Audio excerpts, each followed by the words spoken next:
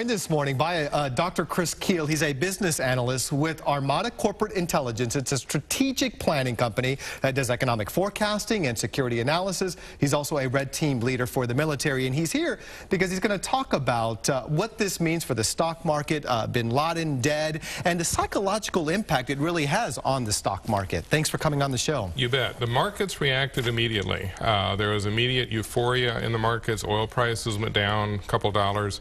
The trick is going to be whether or not this is sustainable, because what everyone is waiting for now is the retaliation. If we go 2 or 3, 4 weeks with nothing significant, the feeling will be that this is a overall good thing. The markets will stay happy. If we start to get some retaliatory attacks, you could see oil prices go up very dramatically, very fast. Yeah, they were saying this morning earlier that the price for a barrel of oil has gone down, and this is like, we haven't seen this in quite some time. Yeah, it's been very volatile in the last few weeks. We've been watching it jump up a couple dollars, come down a couple dollars, most of the focus being on what's happening in the Middle East. This now provides an opportunity for the oil markets to see something positive, maybe a reduction in the activity in the Middle East. I don't know that you're going to see really much of a response in terms of those countries. They weren't that connected to Osama bin Laden to begin with, but you meant the psychological impact, and it's significant. People are looking at this as the end of a very long and drawn-out conflict. It certainly puts al-Qaeda on the defensive. We'll find out shortly how strong they really are. And also he works with the military when it comes to security. How do you think this was handled?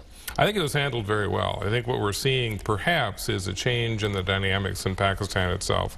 This is not something that we could really have done without their help. Up until now, we have gotten very limited support in trying to deal with Osama bin Laden or the Taliban. This may signal a bit of a split. Yeah, but it could also change the dynamics with that country, because he was hiding out in a place that was very close to one of the top military academies in Pakistan, just 600 yards away.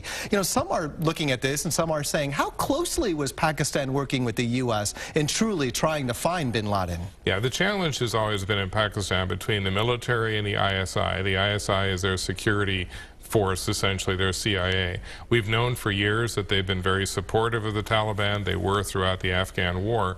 And I think what you're seeing now is a bit of a change in terms of the military becoming more assertive, as they have been for the last several months.